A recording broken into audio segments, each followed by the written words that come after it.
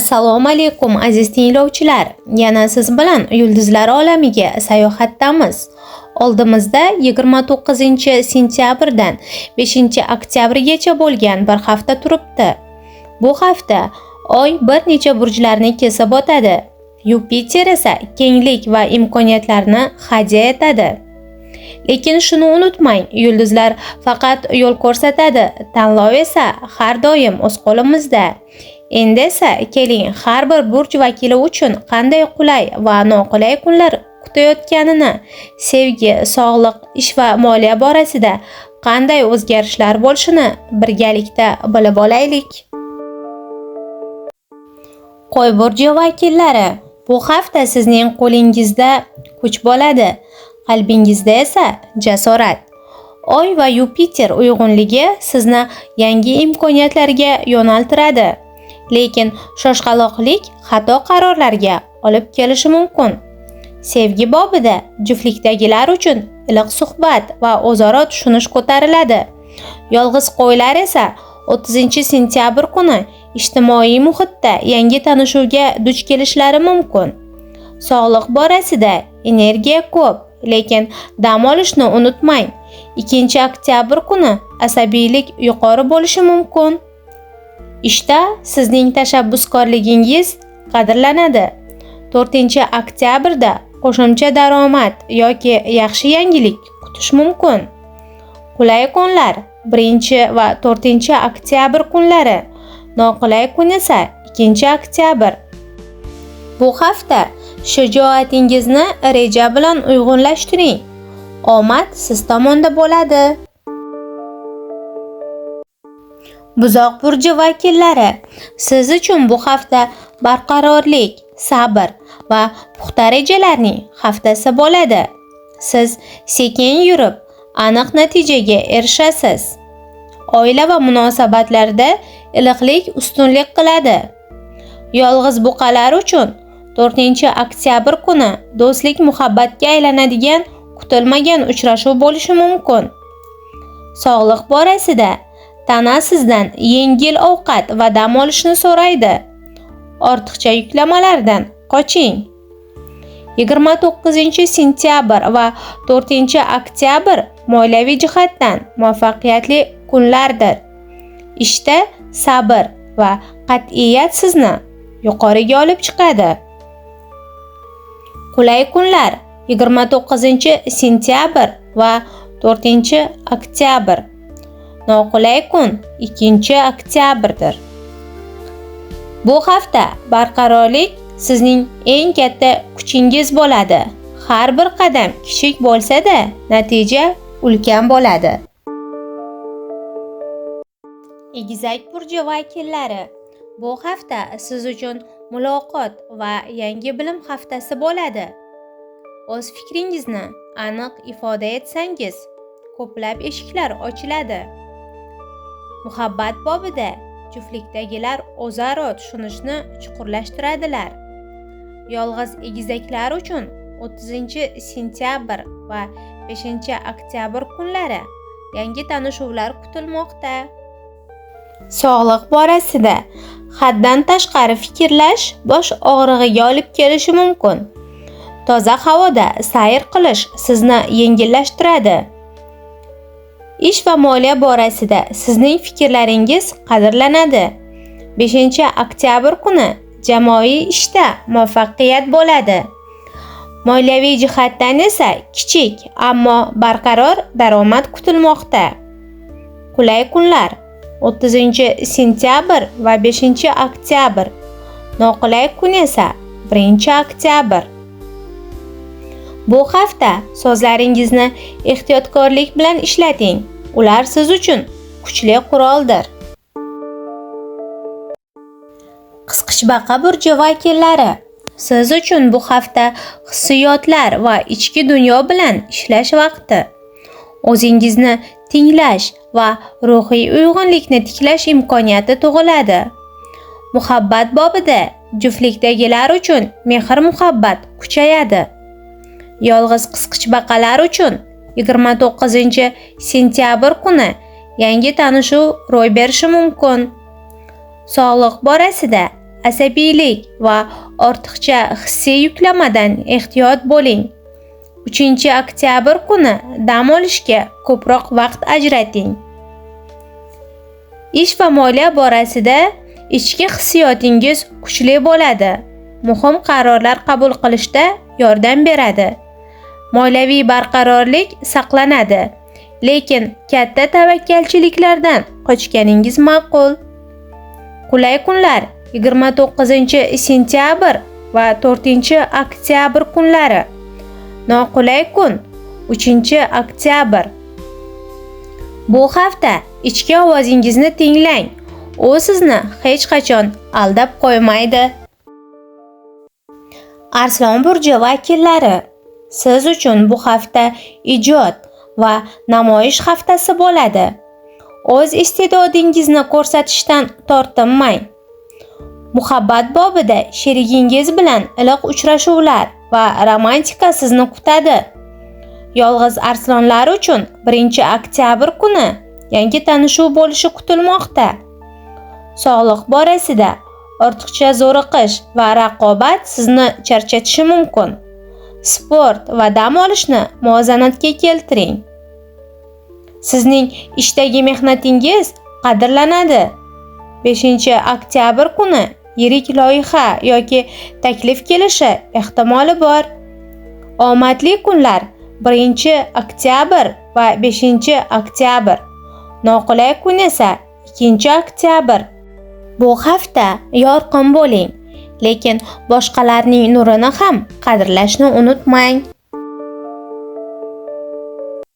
Parizod burji vakillari, siz uchun bu hafta mayda detallar va tartibning haftasi bo'ladi. Kichik narsalarga e'tibor berish orqali katta muvaffaqiyatga erishasiz. Muhabbat bobida juftlikdagilar uchun mayda e'tiborlar va g'amxo'rlik sevgingizni mustahkamlaydi.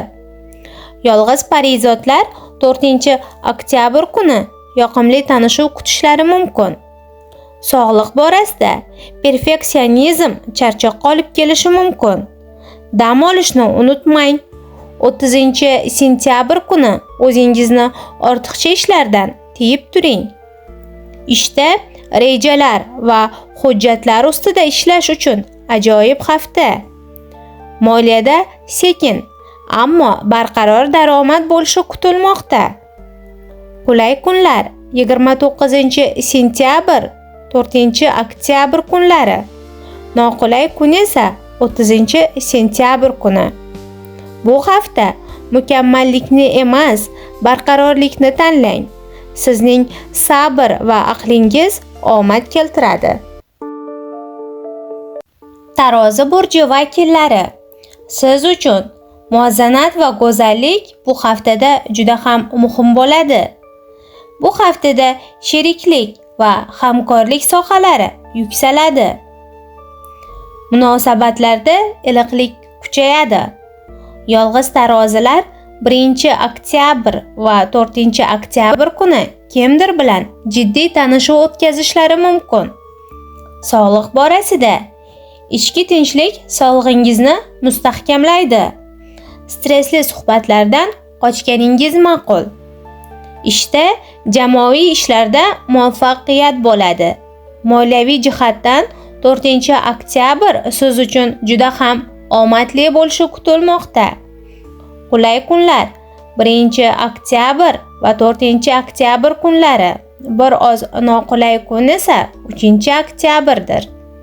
Bu hafta muvozanatni topgan odam hech qachon yiqilmaydi. Sizning kuchingiz sabr va adolatdadir. Chayon burji vakillari, bu hafta siz uchun sirlar ochiladi va ichki o'zgarishlar yuz berishi kutilmoqda. Qalbingizdagi kuchni to'liq his qilasiz. Muhabbat bobida rashk va shubhalardan ehtiyot bo'ling, lekin samimiylik munosabatni mustahkamlaydi. Buni unutmang. Yolg'iz chayonlar uchun 29-30 kunlari romantik imkoniyatlar kutilmoqda. Sog'liq borasida asabiylik sizga ta'sir qilishi mumkin. Suv bilan bog'liq mashqlar, suzish, dush sizni tinchlantiradi. Ishda sirli rejalar va katta loyihalar uchun yaxshi hafta. Moliyada esa katta tavakkalchiliklardan tiyilganingiz ma'qul. Qulay kunlar 29-sentyabr va 30-sentyabr kunlari. Noqulay kun esa 2-oktyabr. Bu hafta sirlaringizni ehtiyot qiling, lekin to'g'ri odamlarga ishonishni ham o'rganganingiz ma'qul. O'qotar burji vakillari. Bu hafta siz uchun keng qarashlar, sayohat va yangi bilim haftasi bo'ladi. Sizning optimizmingiz atrofdagilarga ham ijobiy ta'sir qiladi. Muhabbat borasida juftlikdagilar birgalikda yangi tajribalarni boshdan kechiradilar.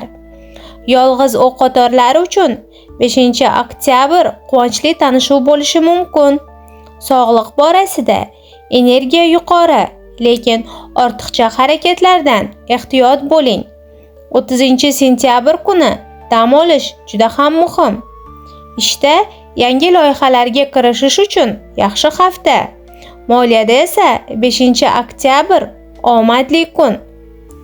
O'qotar burji vakillari uchun qulay kunlar 1-oktyabr va 5-oktyabr kunlari. Bir oz noqulay kun 30-sentyabr. Bu hafta yangi tajribalarni qabul qiling, lekin har bir narsani diqqat bilan sinab ko'ring. Tog' echkisi vakillari. Siz uchun mas'uliyat va mehnat haftasi bo'ladi. Bu hafta ishlaringizni puxta yakunlash imkoniyati tug'iladi. Muhabbat bobida juftlikdagilar uchun chuqur suhbatlar muhim. Yolg'iz tog' echkisi vakillari 1-oktyabrda yangi odam bilan tanishishlari mumkin. Sog'liq borasida ish va dam olishni muvozanatga keltiring.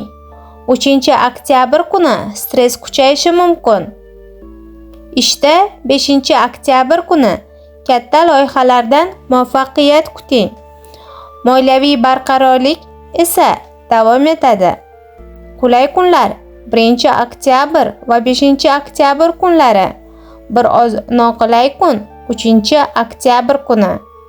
Bu hafta mas'uliyat sizni baland cho'qqilarga olib chiqadi, lekin dam olishni unutmang.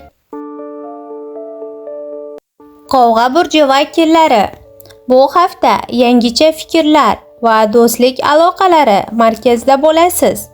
Sizning ixtirolaringiz qadrlanadi. Muhabbat bobida juftlikdagilar sheriklari bilan birgalikda yangi reja qilishadi. Yolg'iz qovg'alar 30-sentyabr kuni qiziqarli uchrashuv o'tkazishlari mumkin. Sog'liq borasida fikrlarning ko'pligi asabiylik keltirishi mumkin. Sport va sayr yordam beradi. Ishda jamoaviy ishlarda katta muvaffaqiyatga erishasiz. Moliyada esa kichik, lekin doimiy daromad kelib turadi. Qulay kunlar 30-sentyabr va 4-oktyabr kunlari. Noqulay kun esa 2-oktyabr kuni. Bu hafta g'oyalaringizni ochiq ayting. Ular kimningdir hayotini o'zgartirishi mumkin. Baliq burji vakillari. Siz uchun bu hafta sezgi va ilhom haftasi bo'ladi. San'at va ijodiy faoliyat sizga omad keltiradi. Muhabbat bobida romantika yuqori cho'qqida bo'ladi. Yolg'iz baliqlar uchun 29-sentyabr yoki 5-oktyabrda yangi muhabbat kirib kelishi mumkin. Sog'liq borasida emotsional sezgirlik sizni charchatishi mumkin. Suv elementidan foydalanish, suzish, vanna qabul qilish sizni kuchaytiradi.